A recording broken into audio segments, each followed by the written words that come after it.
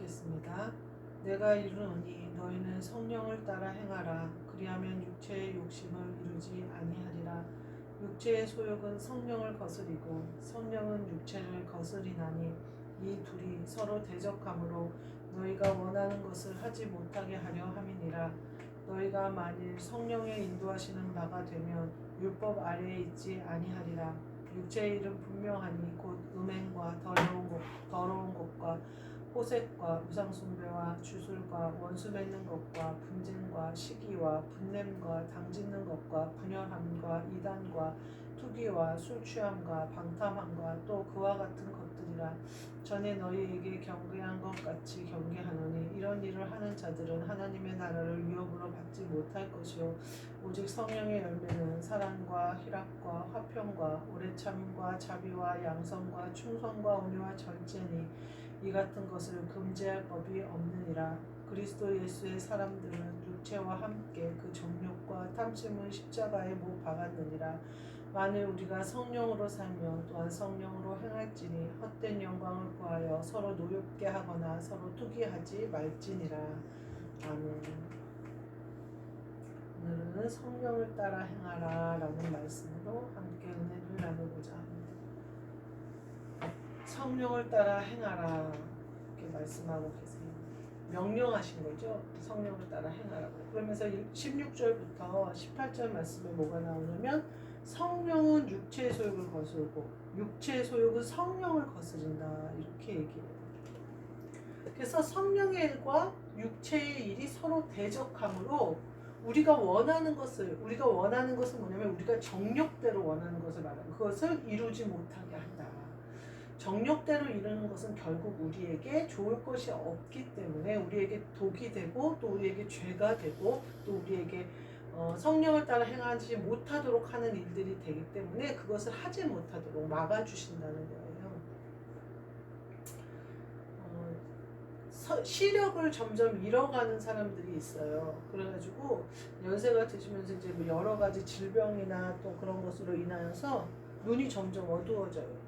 그러면 사람들이 이제 적응을 하려고 많이 노력을 하셔요. 그래서 집의 동선을 파악한다든지 자신이 항상 가야 되는 곳을 갈 수 있도록 지하철을 타고 이렇게 움직일 수 있도록 이제 주변의 도움을 받아서 시력을 완전히 잃기 전에 막 그런 훈련을 하는 것들을 볼 수가 있어요. 제가 그 장면을 보면서 눈을 이렇게 우리가 감고 여기서 현관문까지 나가려고 해도 힘들어요. 두려워요. 금방 뭐에 부딪힐 것 같고 그리고 참 희한하죠. 눈을 감으면요. 공간에 대한 그 지각 능력이 완전히 달라져요. 눈을 떴을 때는 뭐 당연히 공간이 이렇게 딱 보이는데 눈을 감으면 이게 얼마나 넓은지 얼마나 좁은지가 확인이 안 돼요. 그래서 내가 지금 이 가고 있는 길이 얼마나 좁은지 넓은지를 모르겠고 그래서 방향 감각을 잃어요. 예전에 어떤 그 엄마가 안방에서 침대에서 일어나서 화장실을 갔다가 화장실은 이렇게 벽을 더듬어서 화장실을 가셨는데 화장실에서 침대로 돌아오지를 못하고 그 안방을 계속 돌고 있더라는 거예요. 그거를 몇 시간을 돌고 있는 거를 손녀딸이 본 거예요. 그렇게 돌다가 지쳐서 쓰러지게 생기신 거예요. 근데 제가 그때 당시에는 얼마나 정신이 없으시면 그럴까 했는데 눈을 감고 제가 간다 생각하니까 저도 그럴 수 있을 것 같아요. 완전히 방향을 모르겠는 거예요. 어디가 앞인지 어디가 뒤인지 어디가 옆인지를 모르겠어요. 눈을 감고 내가 저 현관을 가야겠다 생각하면 금방 여기 이렇게 잡고 가지 않으면 내가 여기서 얼만큼 떨어져서 가는지 얼만큼 하는지도 전혀 모르겠는 거예요. 공간에 대한 능력, 방향에 대한 능력 하나도 없어요. 저희 육신의 눈을 감으면 육신으로 보는 것이 그렇게 어두워진단 말이에요. 거꾸로 우리가 육신의 눈을 감고 영의 눈을 떠서 영으로 바라보고 가야 되는데 영의 눈은 꽉 감고 성령님이 보여주신 거 보지도 않고 영은 캄캄한 데서 제일 제가 눈을 감고 이렇게 움직이려고 할 때 두려운 게 뭐냐면요. 캄캄한 거더라고요. 눈 바로 앞에도 뭐가 있는지를 모르는 거예요. 내가 한 걸음 걸으면서 내가 어디에 부딪힐지를 모르는 거예요. 참 두려운 일이겠다. 이 맹인이 된다는 게 이렇게 무섭구나. 예수님이 뭐라고 얘기하셨냐면 너가 맹인이라고 하였더라면 너희 죄가 용서받았을 텐데 너희가 본다고 하니 너희 죄가 그대로 있다 이렇게 얘기하시거든요. 그러니까 우리가 영적인 맹인이 되는 건 뭐 때문이냐? 죄 때문인 거예요. 근데 예수님 앞에 우리가 나와서 우리가 영적인 맹인입니다. 보기를 원하나이다 하면 예수님은 우리에게 보게 해주신다는 거예요. 성령을 주신다는 거예요. 그래서 영적인 것을 보고 갈 수 있게 해주신다는 거예요. 근데 우리가 성령을 따라 행하지 않는 것은 영으로 맹인과 같이 사는 거예요. 근데 우리는 육신의 눈 감고 여기서 잠깐 여기 움직이는 거는 두려워하고 뭐에 부딪힐까봐 두려워하고 넘어질까봐 두려워하고 내가 대문을 향해서 가는데 엉뚱한 벽에 부딪혀갖고 여기가 어디야. 이 좁은 데에서 그렇게 갔을지라도 내가 대문을 향해 갔는데 엉뚱한 냉장고 앞에 가가지고 여기가 냉장고인지 벽인지도 모르고 헤매고 있으면 대문을 못 찾잖아요. 그런 것처럼 영의 눈이 어두워져 버리면 영의 눈이 어두워져. 내가 죄로 어두워지면서 내가 못 보는 것을 모르는 거예요. 그리고 겁없이 막 가는 거예요. 영적으로 부딪히고 넘어지고 엉뚱한 곳에 가서 대문을 찾고 있고 엉뚱한 곳에 가서 그러고 있는데도 모른다는 거예요. 성령을 따라 행하지 않는 사람들은 이와 같다는 거예요. 육신을 따라 행하는 사람은 절대로 영의 길을 바르게 찾아갈 수가 없다는 거예요. 빛 대신 예수 그리스도를 쫓아갈 수가 없다는 거예요. 육체로는 단 하나도 이룰 수 없다는 거예요. 육신의 눈을 감고 움직이는 거를 생각한다면 영의 눈을 감고 움직이는 건 더 위험한 일이에요. 더더군다나 우리는 영적 전쟁을 하면서 나가야 되는 성령의 사람들인데 전쟁터에서 눈 감으면 어떡할 거예요? 그건 완전히 죽으려고 작정한 거죠. 성령을 따라서 행하는 것만이 우리가 살 수 있는 비결이에요. 저는 이탈리아랑 이스라엘이랑 팔레스타인이 전쟁이 일어났어요.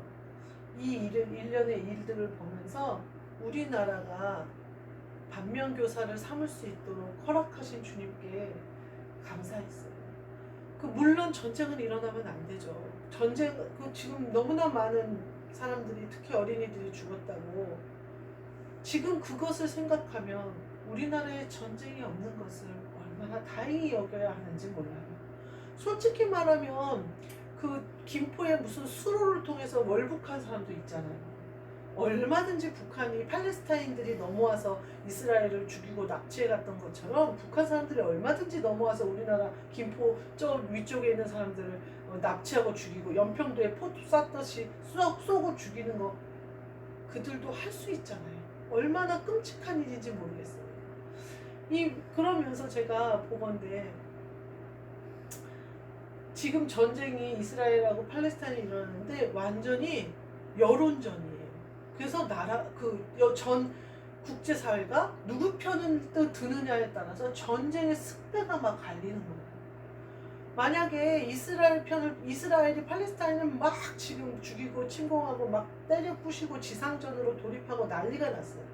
근데 국제 여론이 이스라엘에 대해서 굉장히 비판적이면 중동의 이집트나 다른 나라들이 이스라엘에게 등을 돌릴 거고 그렇게 되면 이스라엘이 아무리 세도 팔레스타인을 이길 수는 없을 거예요. 근데 이스라엘이 계속 여론전으로 팔레스타인이 넘어와서 얼마큼 잔인하게 어린이부터 민간인을 죽였는지를 계속 어필을 해요. 그러니까 국제사회나 모든 사람들이 가만히 있다가 저 정도 공격을 받으면 저렇게 화가 날 수도 있겠다라는 여론을 만들어간 거예요. 그러니까 중동에서 그래도 이집트나 다른 나라들이 이제 우리는 팔레스타인 편이라고 얘기는 하지만 적극적으로 나서지 않은 거예요. 그러니까 이스라엘이 맘 놓고 지상전을 투입하기 시작했어요. 제가 그걸 보면서 우리나라가 탈북민들을 받아주고 또 K-팝으로 세계 속에서 한국이라는 나라가 또 있다는 거, 또 음식 문화로 한국의 음식이 얼마나 발전돼 있다는 거를 많이 어필을 했어요. 만약에 전쟁이 그리고 북한은 세상에 둘도 없이 악한 나라라고 온 세계가 알고 있어요. 특히 미국 청년이 북한에 갔다가 몇 달 만에 혼수 상태가 돼서 미국으로 돌아가는 일이 있어요. 그리고 거기서 6일 만에 죽었어요. 원비어인가 그런 청년이었는데 하버드대를 다니는 학생이었더라고요. 근데 가서 그 호텔에 있는 김정은의 포스터를 기념품으로 가지고 가고 싶어서 뜯은 거예요. 그래서 걔네들 뭐라 그러지? 지존자인가? 뭐 하여튼 그런 사람을 그 포스터 띄었다 그래가지고 이제 갇혀가지고 그렇게 됐는데 나중에 보니까 그 이제 아이가 돌아갔잖아요. 미국에 홍수 상태로 간 상태에서. 근데 이제 의사들이 검사를 해보더니 물리적인 충격에 의해서 홍수 상태에 빠졌다. 이 결과가 나온 거예요. 그러니까 이제 때려서 그렇게 된 거예요, 애가. 그래가지고 그 부모님이 아직도 북한의 인권에 대한 인권이 없는 나라 북한을 알리는데 굉장히 활동적으로 활동하고 있더라고요, 국제사회에서. 그런 여론이 결국 우리나라가 북한이 도발하지 못하도록 막고 있는 역할을 하고 있는 것 같은 거예요. 누구도 자기네 편을 들어줄 것 같지 않으니까 함부로 하지 못하는 거예요. 또 우리나라 많은 사람들이 한국을 좋아하니까 자기네들이 삐끗 잘못하면 다 한국 편 들어갖고 자기네들이 더 고립될 것 같으니까 더 도발하지 못하는 거예요. 얼마나 다행인지 모르겠어요. 우리나라가 그 탈북민들을 안아준 거, 받아준 거 참 잘했다 이런 생각도 들고 그렇더라고요. 우리가 전쟁이 터졌어요. 그 일련의 모든 사건들을 봐요. 우리는 뭘 봐야 되냐면요. 성령님이 하시는 일을 봐야 돼요. 연계를 봐야 돼요. 육신으로 그렇게 전쟁을 해서는 평화가 오지 않아요. 그렇게 전쟁을 해서는 하나가 될 수 없어요. 이스라엘하고 팔레스타인하고 얼마나 싫어하는지 몰라요. 서로가 서로를 사람이라고 생각을 안 해요. 그 증오와 그 미움이 얼마나 골이 깊은지 몰라요. 그러니까 뭐라고 얘기하냐면요. 이스라엘 사람들은 팔레스타인 사람들을 다 죽여도 자기네들은 죄가 없다고 얘기해요. 팔레스타인 사람들은 이스라엘 사람들 중에는 군인이 아닌 사람이 없으니까 다 죽여도 된대요. 거기는 이스라엘은 여자들도 군대를 가거든요. 그러니까 다 군인이니까 전쟁 중에 군인을 죽이는 건 당연하다 이렇게 얘기하면서 다 죽여도 된다는 거예요. 제가 이렇게 보면서 육신으로는요 미움과 증오와 그런 골이 점점 깊어지는 거예요. 하나님이 우리나라를 사랑하시는 이유가 거기에 사랑하시고 사랑하시기로 작정하신 것이 보이는 것 같아요. 제가 보기에는. 우리는 성령을 따라 행해야 돼요. 우리가 북한에게 어떻게 행해야 할지 그것도 성령을 따라 행해야 돼요.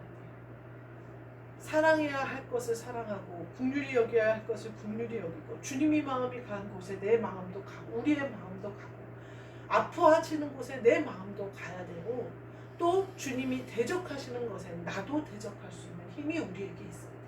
무엇으로? 성령을 따라 행해야 된다는 거예요. 아무리 우리가 여론전에서 승리했고 아무리 우리가 무기가 많고 아무리 니네가 도발만 해봐라 밀어버릴 테니까 그것으로 하나가 되지 못해요. 그것으로 평화가 오지 않아요. 그것으로 사랑이 싹트지 않아요. 사랑과 평화 외에는 나라를 세울 방법이 없어요. 미움과 시기와 질투와 증오는요 전쟁을 낳고요. 전쟁은 다 망하는 거예요. 어디 승리하는 나라라고 해서 승리하는 게 아니에요. 다 망하는 거예요. 다 부서지고 바닥부터 다시 시작해야 돼요.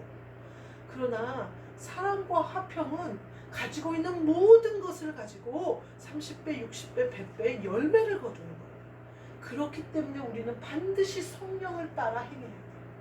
성령을 따라 행하는 것이 내 개인의 죄에 맹인된 것을 벗어버리고 눈을 떠서 보고 주님을 따라갈 수 있고요. 우리 교회가 한 성령 안에서 한 몸으로 지체가 되어져 지어져 갈 수 있고요.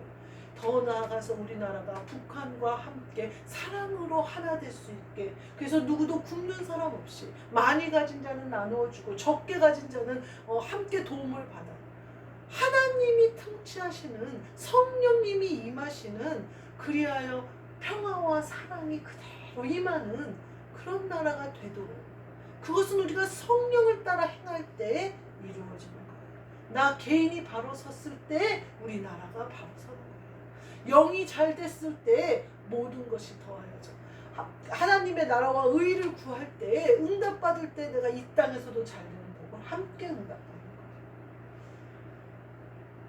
미움과 시기와 내가 아무리 이길 것 같다고 해서도 싸워서는 져요. 우리가 이 진리는요, 우리 개인에서도 마찬가지예요. 내가 맹수와 싸웠더라면 무슨 유익이 내게 있겠냐, 바울이 그렇게 얘기해요. 물론 맹수의 입을 찢어버리고 우린 이길 수 있어요. 그렇지만 그게 주님께 무슨 유익이 되겠느냐는 거예요. 우리가 큰 소리 쳐서 잘못한 사람들을 혼낼 수 있어요. 그런데 그게 주님을 위한 유익이 아니다, 덕이 아니라면 우린 침묵해야 된다는 거예요. 우리가 성령을 따라 행하는 것은요, 이와 같은 거예요. 우리가 영적인 맹인이 되면 안 돼요. 사방에 부딪히고 전쟁에 져요. 성령을 따라 행하지 않는 것은요, 우리가 맹인된 거예요. 주님께 보기를 원하나이다. 우리의 고백이 우리의 죄의 짐을 벗어버리고 보는 자로 살 수 있게 돼요. 성령을 따라 행하는 것만이 내가 빛으로 보고 갈 수 있어요. 피할 수 있고, 싸워야 될 때 싸우고 피해야 될 때 피할 수 있는, 섬겨야 되는 사람을 섬기고 사랑해야 되는 사람을 사랑할 수 있는 그러한 우리가 된다. 두 번째 보니까요, 19절부터 21절에 보면요, 육체의 일이 쭉 나와요. 여러 가지 일들이 나오는데 이거를 우리는 어떻게 하냐면요, 21절에 보니까 뭐라고 하냐면요, 전에 너희에게 경계한 것 같이 경계하노니 이렇게 표현해요. 사도 바울이 우리에게 이거를 경계하노니 이렇게 말을 한 거예요. 우리는 육체의 일을 경계해야 된다는 거예요. 왜냐하면 하나님의 나라를 유업으로 받을 수 없기 때문이라는 거예요. 우리가 하나님의 나라를 유업으로 받으려고 믿음 생활을 하는 거거든요. 근데 우리가 신나게 믿음 생활하고 예수 그리스도를 쫓아가고 고난도 받고 시험의 싸움도 이겨내고 우리가 인생에서 이렇게 승리의 길을 가요. 그러다 어느 날 육체의 일에 내 눈이 멀어요. 아니, 그 고난의 싸움을 다 이겨내서 주님과 동행하는 삶을 살다가 갑자기 돈의 눈이 멀어요. 육체의 일로 내가 가진 권세와 힘이 주님이 나를 어떻게 사랑하셔서 나에게 주신 권세인지를 까먹고 그것으로 다툼과 시기와 분쟁에서 이기는 것으로 쓰는 거예요. 너무나 어리석은 거예요. 우리의 전쟁은 사람에게 있지 않아요. 시기와 질투가 분탕질을 하라고 우리에게 주신 게 아니에요. 바벨탑을 쌓으면서 뭐라고 하냐면요, 사람들이 우리의 탑을 높게 쌓아서 모든 사람들이 우리를 기억하게 하자 그러면서 막 탑을 쌓아요. 하나님이 보시니까 한심하죠. 옛날에 우리나라에 63 빌딩이 세워졌어요. 그러니까 북한에서 한국보다 더 높은 빌딩을 지어라 그래가지고 그 100층 되는 무슨 건물을 짓는다고 시작을 한 거예요. 아직도 못 지었어요. 근데 거의 다 외형이 완성이 됐대요. 근데 그러면 뭐예요? 전기가 없어서 엘리베이터가 못 움직여요. 그럼 100층 올라가요. 사람이 100층 올라가려면 어떻게 올라가요? 제가 옛날 63 빌딩 가보니까요, 엘리베이터를 타고도 한참 올라가더라고요.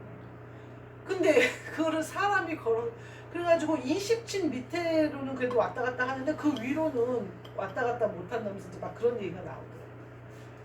사람의 힘으로 모든 것이 준비되었을 때, 우리 예전에 그 63 빌딩 지으셨던 대한생명 장로님이랑 그 권사님이 오셔서 간증하시는 걸 들었는데, 거의 공사하는 부분, 이런 부분들을 얘기하는데, 여하튼 모든 것이 준비되고 모든 것이 구비되고 도와주셨을 때 올라가는 거예요. 흉내내는 북한이 어떻게 됐냐면 아직도 그 건물은 유령 건물이 되고 있잖아요. 사람이 쓸 수 없는 건물이 되고 있잖아요. 우리가요, 육체로 하는 모든 일은요, 근데 그 무슨 건물이라고 하던데 북한의 그 100층짜리 건물도 겉모양은 그럴듯해요. 그러니까 그렇게 차로 지나가면서 사진도 찍고 그러는데 겉모양은 아주 버젓이 있어요. 근데 이제 속이 그 모양인 거죠. 육체의 일로 하면요, 이 땅에서는 그게 건물로 드러나요. 또 육체의 열심으로 하면 또 이 땅의 것으로 열매가 맺어요. 근데 그것은요, 결국 우리에게 유익이 되지도 않고 덕이 되지도 않고 더 나아가서 하나님 일을 이루지는 못하는 거예요. 하나님의 나라를 유업으로 받지 못한대요. 그래서 우리는 그것을 경계해야 된대요.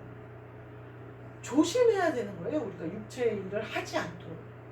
육체의 일을 하지 않으려면 어떻게 해야 될까? 우리는 자기 자신을 부인하는 수밖에 없어요. 내 자신을 부인하는 거가 뭘까? 내 마음에 우울함이 와요. 그러면 내가 경계하는 거예요. 그래서 내가 생각하는 거예요. 이 우울한 마음이 내 것인지 하나님이 주신 것인지. 하나님으로부터 왔다면 그 슬픔을 끌어안고 기도해야겠죠. 기도하라고 주신 마음이에요. 근데 그것이 나로부터 육체로부터 소용하면 그냥 안개같이 없어져요. 금방 스쳐 지나가니까 내가 경계하면 안개처럼 사라져요. 근데 내가 그걸 주인으로 맞아버리면 그 우울감이 나를 점점 크게 작용하게 돼요. 그러니까 이게 우리는 늘 경계해서 나 자신을 부인해야 돼요. 내가 좋은 생각이 떠올랐어요. 아, 교회를 이렇게 하면 세울 수 있겠다.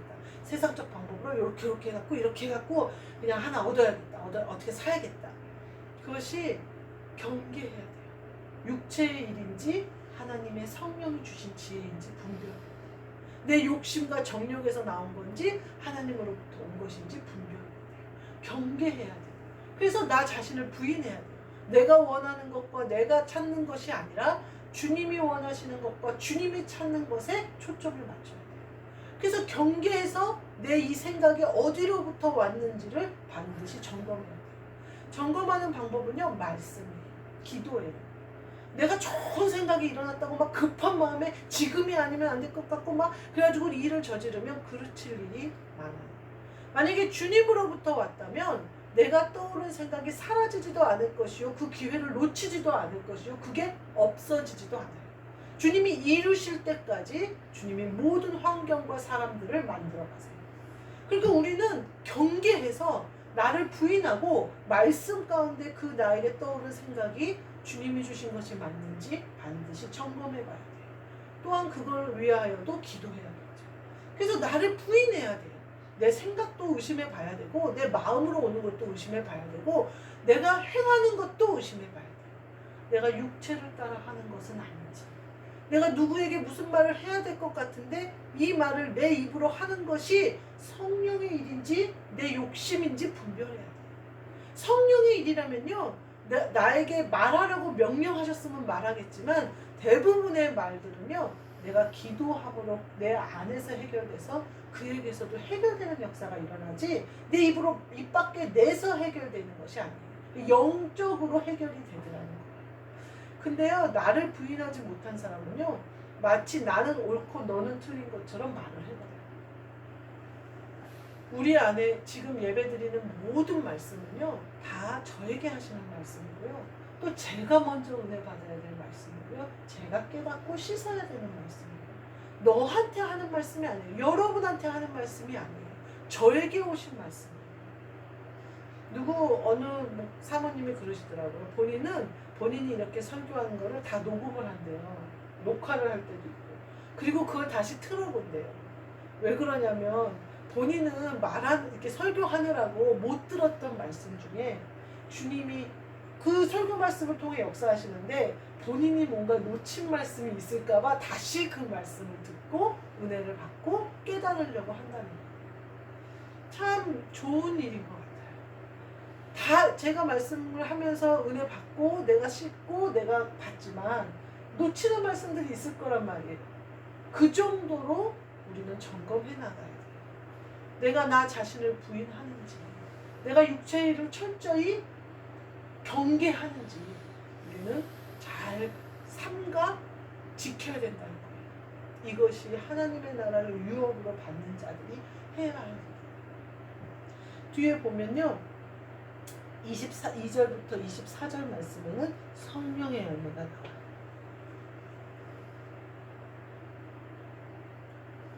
그래서 24절 마지막에 뭐라고 하냐면요, 십자가에 못 박았대요. 우리 육체와 함께 정욕과 탐심을 십자가에 못 박았대요. 그리스도 예수의 사람들이에요. 그리스도 예수의 사람들.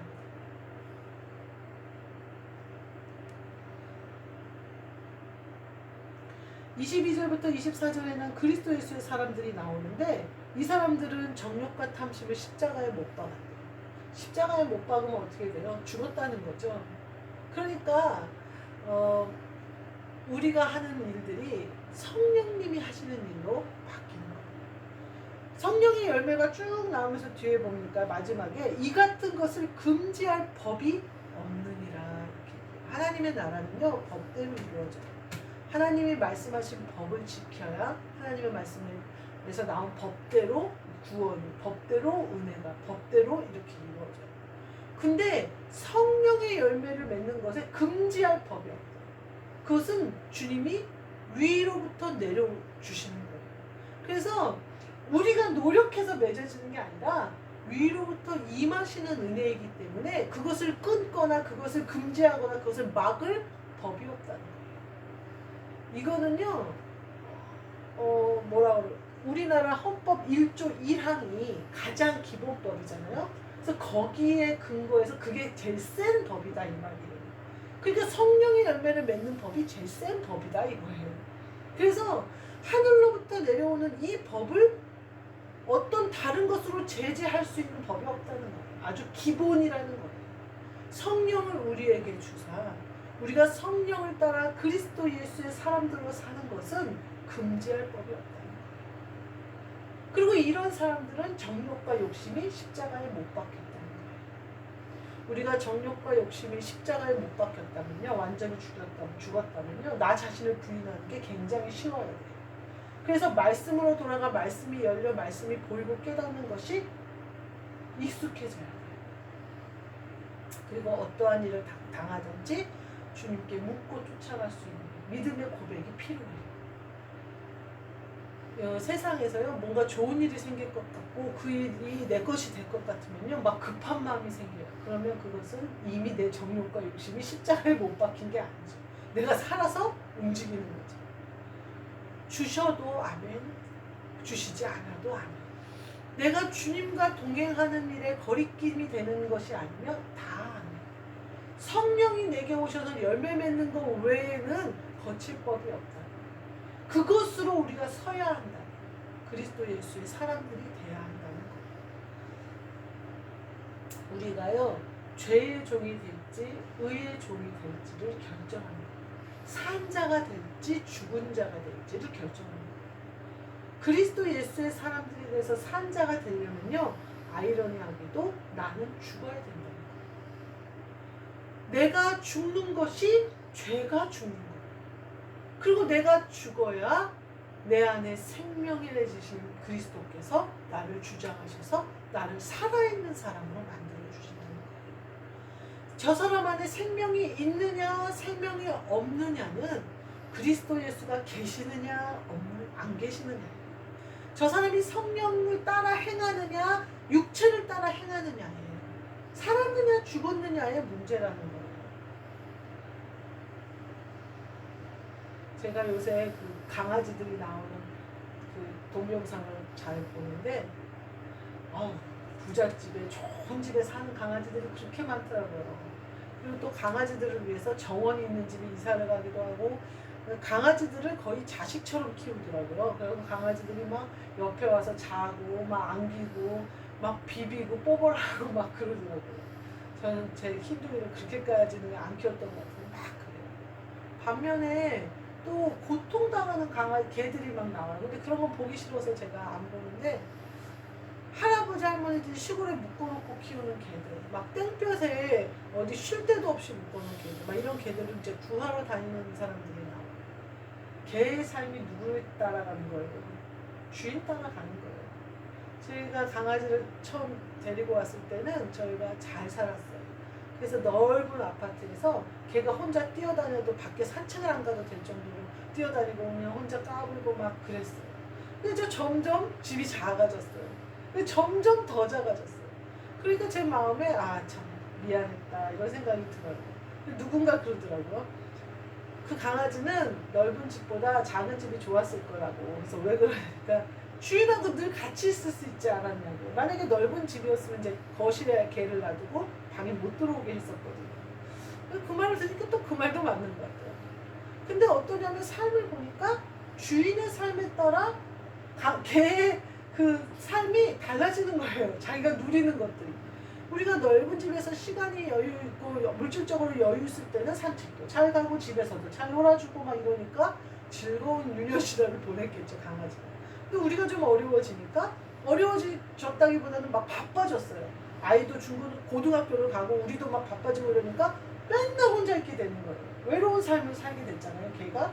그러다 우리가 이제 경제적으로 어려운 상황이 되니까 더 작은 집에서 이제 강아지가 몸이 많이 아프고 막 이런 상황이 됐어요. 주인의 삶을 따라가는 거예요. 강아지에 비교해서 그렇지만 우리가 죄의 종으로 살면요, 마귀가 우리를 학대해요. 완전히 우리를 잡아먹어요. 마귀는요, 우리를 잡아먹어요. 잡아먹어도 시원치 않을 원수로 생각해요, 우리를. 왜냐하면 우리는 예수님께서 선택하셨기 때문에. 세상이 너희를 미워하는, 우리를 미워하는 거예요. 예수님의 자녀, 예수님을 통하여 하나님 아버지의 자녀가 됐기 때문에 잡아먹는 거예요.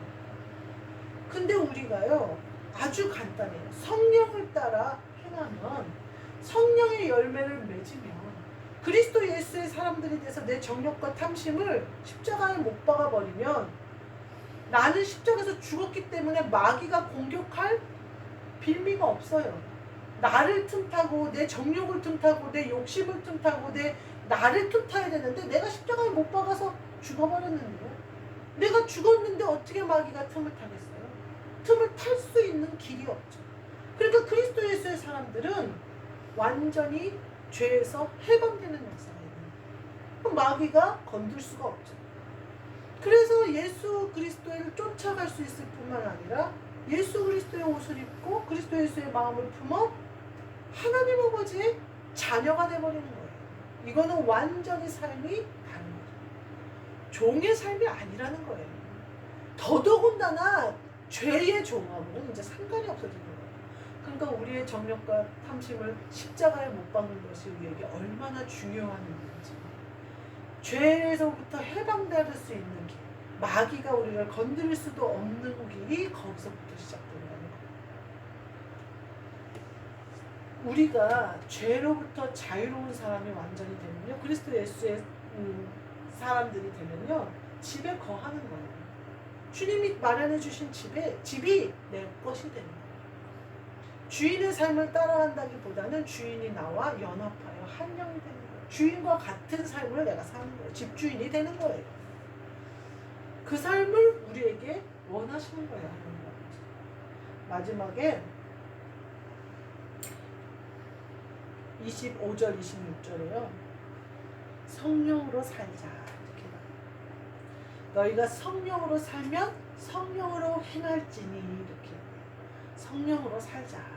그리스도 예수의 사람들 됐으니까 그리스도 예수의 사람으로 살자. 이렇게. 그리스도 예수의 사람, 성령으로 사는 사람이 뭘 하지 말아야 되냐면 헛된 영광, 노엽게 하거나 투기하지 말지니라. 이렇게 우리가 점검해 보려면 좋은 방법이죠. 성령을 따라 행하는 사람은 헛된 영광을 구하지 않는데, 내가 지금 가는 길이 헛된 영광을 구하는 길은 아닌가. 내가 지금 뭐 교회를 세우고 싶다든지 가정을 세우고 싶다든지 아들을 세우고 싶다든지 무엇을 하든지 내가 헛된 영광을 구하는가 아니면 주님의 영광을 구하는가 살펴보면 되겠죠. 내가 아들에게 헌신을 다해요. 내 아들이 하고 싶다는 것을 충분히 하도록 목사님과 제가 도피를 해요.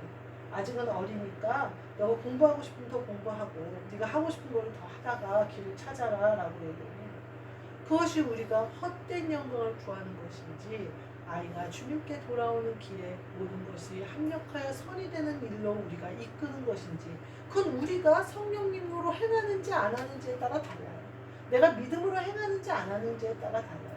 그것이 헛된 영광이 될지 주님이 받으실 영광이 될지는 우리의 행함으로 결정된다는 거예요. 내가 성령을 따라 성령으로 살면서 아들을 사랑하는 것과 내가 그것을 온전히 이루지 못하고 아들을 하는 것은 헛된 영광이 될 것인가 주님이 받으시는 영광이 될 것인가를 결정한다는 거예요. 그러니까 내가 성령으로 살아 성령으로 따라 행하면 내가 아들을 섬기는 그 모든 것이 결국 하나님 아버지가 받으실 아름다운 영광이 된다는 거예요. 뒤에 마찬가지예요. 노엽게 하거나 투기하거나 사람들과의 관계에서 내가 하는 모든 일이 주님 성령을 따라 행하고 성령을 따라 행하면 노엽게 한 것 같고 투기한 것 같고 내가 그 말을 괜히 했나 한 것 같으나 그것이 그 사람의 심령을 울려서 주님께 돌아오는 일로 바뀌어버린다는 거예요.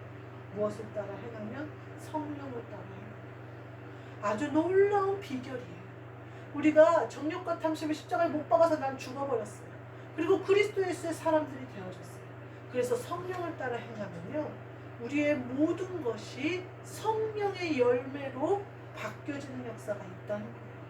주님이 하시니까 내가 하는 게 아니니까. 나는 이미 십자가에서 죽었고 내가 하는 모든 말과 섬김과 사랑과 혹은 내가 하는 가르치는 것과 예배하는 것과 기도하는 모든 것이 성령으로 행하는 일이 되어져서 결국은 성령의 열매가 맺어진다는 거예요. 우리가 이와 같은 복을 누리셔서 우리가 육체의 소욕을 따라 사는 사람들이 그들도 죄로부터 해방받아서 그리스도 예수의 사람들로 거듭나 성령을 따라 행해 성령의 열매를 맺는 이 축복의 비결을 함께 누리도록 우리가 주님의 뜻에 합당하게 쓰임 받으시는 그리고 순종하시는 저와 여러분이 되시기를 그리스도 예수의 사람들 되시는 저와 여러분이 되시기를 주님의 이름으로 축복합니다. 아멘. 기도하겠습니다.